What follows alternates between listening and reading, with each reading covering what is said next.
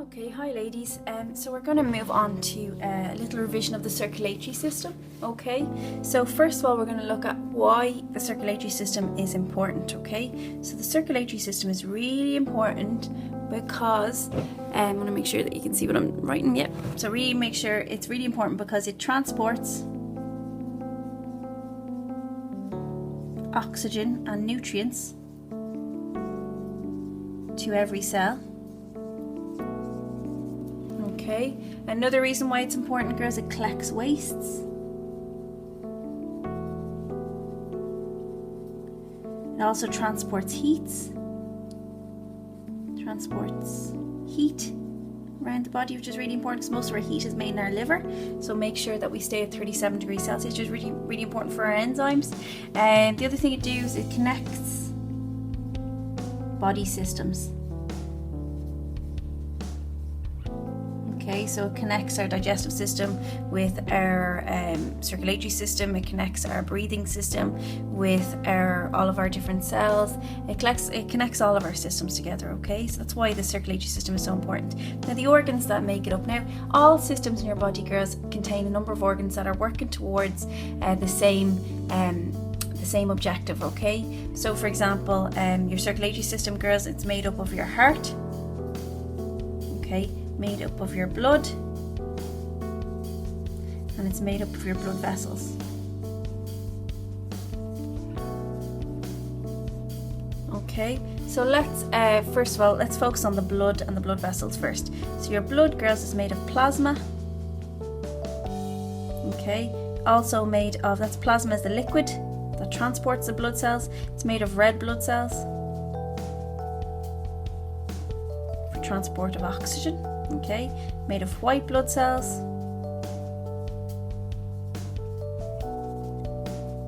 to fight infection.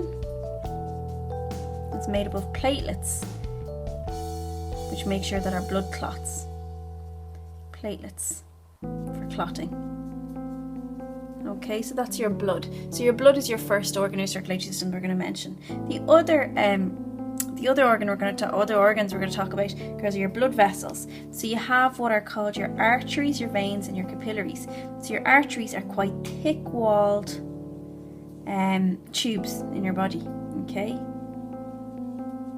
Okay, so it's your artery. Okay, your veins are slightly thinner walled tubes. So they have a larger hole. Okay, like that. And your veins have what are called valves to stop backflow of blood. Okay, when backflow fails, that means you faint. Alright, so you've got your artery, you've got your vein, and then you've got your capillaries. Your capillaries are really, really thin little tubes. They're around 1 cell thick, and they're 1 cell thick to allow, and they've got little gaps between them to allow some of the materials that your blood is transporting in and out of different tissues, like your skin or your muscles or your fat tissues. Okay, so you've got your artery, you've got your vein, and your capillary. Now, other differences besides the thickness of the walls, girls, between your arteries and your veins is your arteries always take blood away from the heart. Okay, A for away. Veins always take blood to the heart. Okay, and your capillaries, they're a little bit unusual because they just allow things in and out, and they take blood to and from your heart. Okay, so artery away, veins too. The other difference being that veins have larger holes in them and veins have valves too. So there's some differences between your arteries and your veins. Now, your heart, so you need to know the different parts of your heart, and this is probably one of the hardest parts of the circulatory system that people really struggle with. So let's have a draw a really simple diagram of your heart.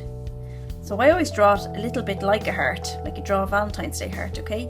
And you divide it into 4 like that. Okay, so now let's start off with the one of the most tricky bits of the heart, which we need to remember that our left side, there's my left hand there, is considered my right side of my heart. So you're imagining that you're looking at somebody face forward. Okay, so that's the right side, and this is the left side. Okay, now we look at what's called our atriums. So that's called my left atrium. Okay, this is my right atrium. Okay, this is my left ventricle. Left ventricle. Okay, this is my right ventricle. So there's the 4 chambers or 4 rooms in the heart. Okay, this is what's called your septum. The bit that divides the heart into 2 different bits, okay? So they're your they're kind of the main rooms in your heart there, girls, alright? And this part of your heart is slightly thicker than the other side of your heart here, because this has to pump blood all the way around the body, whereas this only has to pump blood to the lungs, alright? So your left ventricle is always thicker. Now let's name the different vessels. That's something that other people sometimes struggle with. So this is called your vena cava. It's a vein that takes blood that doesn't have any oxygen, and it transports it to the heart. So that is called your vena cava. This, girls, is called your pulmonary artery, because it takes blood to your lungs, okay? This, girls, is called your pulmonary vein. And this, girls, is called your aorta.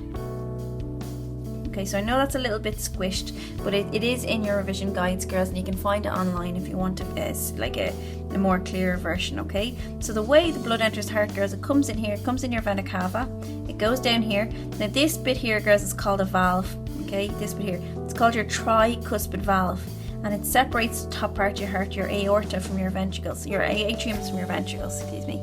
Your atriums from your ventricles. It goes up here to your lungs, so it gets in oxygen. Then it comes back from your lungs with lots of oxygen present. It goes down here into your left ventricle, and it goes up here into your aorta, so it can be transported around the body. That's the way the blood enters and leaves the heart. Now your heart is made of a very special muscle called cardiac muscle that doesn't tire, which is really important, because when you think about it, girls, it beats between 60 to 80 beats per minute. Okay, now that can be a measure of health, girls, as well, your beats per minute. So the way you can measure it, girls, you take your right hand, you take your 2 fingers here, and you bring them up underneath your jaw. That's called your subclavian, your jugular vein, and you count the number of beats in a minute. Okay, now if it's on the lower side, or if it's under 60, that could mean that you're quite fit. If it's above 80, it can mean that you're getting a little virus at the moment, or you're getting or you might maybe just be a little bit unfit, okay?